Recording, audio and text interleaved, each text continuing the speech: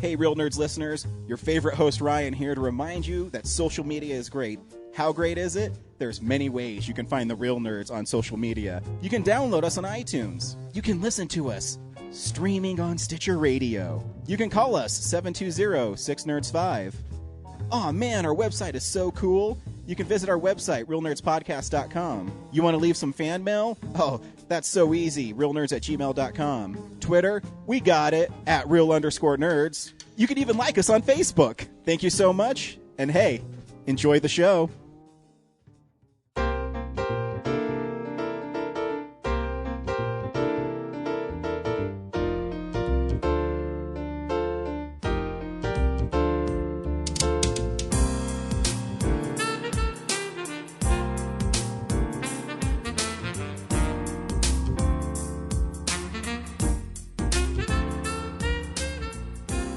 Welcome to Real Nerds at Denver Comic-Con 2015. We hope you enjoy the following interview. Welcome to Real Nerds Podcast at Denver Comic-Con. I know, I totally just jumped right in, didn't I? You did. Welcome to Real Nerds Podcast at Denver Comic-Con 2015. I am Ryan, and we are here with someone who has a similar name. Why don't you introduce yourself to our wonderful audience? My name is Brian McCulley. Brian McCulley, welcome. Sorry, Brad. You're filming me right there. You are a film director. Yes. And you told me that you were working with an actor who I adore. And you're also a horror film director. Yes, I am. So why don't you start by telling us how you got into the film business? Oh, wow. Well, geez, I started as an actor, actually, back when I was 18 years old. Did a ton of commercials, did a couple of films myself. And then I was very interested with how things work behind the camera. So I started doing apprenticeships and learning wherever I could, working on short projects and other films, until I finally got to a place where I had enough credentials to actually direct my own shorts. Directed about 20 shorts and 3 feature films to date. Wow. So what short was the one that kind of got you over the hump where you decided I can make a feature length? Because that's a big jump. It's a huge jump, man. Short films are one thing. Yep. Features are like going to war. You know, it's a different matter for sure. We did a film a couple years ago. It's just getting ready to come out called Driven with Tony Todd, actually. Mm-hmm. And that was the first short film that I did with a name talent that kind of changed what we'd done prior with our friends or other actors that we knew from the community, which were great and wonderful, but not so much established as someone like Tony Todd. But we actually approached him and cold called him, actually, sent over I was, what we wanted to do, how we wanted to do it, and he responded to it. And he signed on, and we did the film, and it's just getting ready to be released now. Very cool. So what is the premise of Driven? And by the way, the actor I was mentioning was Tony Todd. Right, yeah. Because, you know, I was talking to you earlier, I love him in Night of the Living Dead. Right. The remake, and he's so good as Ben. And I didn't think anyone could replace Dwayne, but, like, I think I like him more because he has sadness in his eyes in that character of Ben that you cannot teach somebody. Right. And the way he delivers lines. So that's amazing that you just cold called him and he says, oh, sure. I guess he just has to be drawn to the project. He does. He liked the script. He liked the idea. Driven's it's an action kind of crime drama is what it is. Has to do. He plays the bad guy. Sweet. He's the bad guy, which is great. And the local actor, Jamie Richardson, actually plays the good guy. He plays the protagonist. So and they really met on the same level the first day. I mean, they just met the same day we started shooting, but they really hit it off, and they had some great chemistry. And it's a really solid project. So when you become a director of smaller things, and then you bring in someone of a stature of Tony Todd, because not only is he a movie actor, he's a very accomplished stage actor too. Right. Oh, absolutely. Is there a sense of intimidation when you have him, or do you just give him direction and you trust that he's a professional and he'll do exactly what's been told? You know, you never know going in. Mm-hmm. It's hard to say. I have found that as a director, communication is key. If you tell the talent what's going on and what you expect for them and you collaborate with them to make it better, it seems like things work the best they can. It's when there's a lack of communication or there's a lack of, you know, like I probably communicate too much on set. I'm like, okay, guys, that take was great. Next take, we're going to do this and this and this. And they're like, okay, yeah, we get it.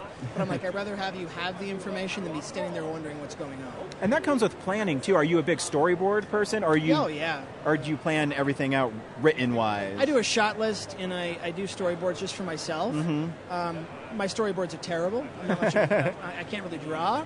But if it's a bigger project, I'll hire somebody to do the storyboards for me. So you have like mine, which are like these stick people that aren't very cool, and you use these gorgeous storyboards. But I have found that if you give the storyboards to the whole crew, then everybody understands what you're making. And do you think, though, too, because you give so much direction that way, because you came from the acting side, so you understand what performances you need? I feel like there's very few actor-directors left. I mean, most films are made in a computer. I mean, Jon Favreau, actor-director. Yep. You know, actor's director because he came up as an actor. You know, Ron Howard, I think. But, you know, there aren't a lot left. And do you think, can that hurt you, though, where people might say, well, he's not going to be very technically as proficient as another director because he's an actor-director? Yeah, like James Cameron, I mean, he understands everything in the computer, and he has it in his mind, and he can get there, and yeah, definitely. I think that's a concern. But I would argue that James Cameron doesn't know how to direct actors. So his movies look great, but well, James Cameron does it all, doesn't he? I mean, he's only done he hasn't done 2 jobs: acting and catering. Everything else he's done. Yeah, right. He's great. He's like one of my least favorite huge directors because I don't have anything against him personally. It's just everyone loves his stuff, and I'm just not warm to it. Guy has the biggest 2 top-grossing films in the last century. And here's the thing: is Avatar, and then Titanic, But you give me Terminator and T2, I'm all day long. That Aliens, I'll watch things get killed all day long. He needs to do those again. He needs to do it. Those are wonderful films. So, what was your influences then as a director? Because I was told you're a horror director, but. Right. You're telling me that your Tony Todd one's like a crime drama. So that one is a crime drama. I mean, we're doing a film right now. We just shot 2 weekends ago with Tony Todd. He came to town and we did a film called Broken Cross, which is actually part of Anthology. It's a series of comic books, short films, and feature films.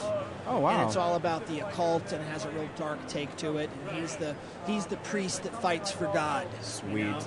And which is a really, really cool role for him, and he just fits it perfectly. He must have loved you then. He's willing to come back and work with you. That's awesome. Well, that's a good sign, right? Yeah. I mean, if you work with him once and they come back a second time, you're doing something right. You must be doing something right. I hope so. So where can we find you online, and where can we see your pictures? Yeah, follow me on Twitter, at Brian McCulley, BrianMcCulley, on Twitter. And then my company is AEC Studios, like an entertainment company, AEC Studios. Very cool. Well, thanks for stopping by. This is great, appreciate man. Thank you for having me. Yeah. Oh, anytime. I can't wait to see you Driven. I'm really excited. I'll have you guys come up for the premiere. You come check it out. Yeah, absolutely. I'll give you. This is the end of the interview, I guess. I'm a great interviewer sometimes. But yeah, no, I'm really excited because I love seeing Tony Todd, and I love. Because I'm such a genre fan that anytime I see people I love in movies, I get really excited. Well, it wouldn't have happened without Jimmy Drain, who's a local film producer here in town. Awesome guy. He called me up, hired me as a director, and we were able to get Tony Todd for the second project. So a lot of credit goes to him. So after this project you're making right now, what's the next one? I've been contracted for 2 films. One called Down Angel, which is a really gritty, dark crime drama as well, set to shoot in Evergreen. And we have attached a number of name actors for that, which is really cool. William Forsythe, hopefully, will come on for that, which would be great. And then another film called Final Descent, which is a ski movie, actually. Very cool. And I got Connor Jessup on board for that. He's a character on Falling Skies. Yeah. He plays the middle brother, Ben. That's very cool. Well, we look forward to seeing more from you, and that was a better way to end the interview. Thanks for stopping by, Brian. Yeah, thanks for having me, man. Take care. Thanks. Thank you for listening to this exclusive Real Nerds interview at Denver Comic-Con 2015, and we'll see you next year.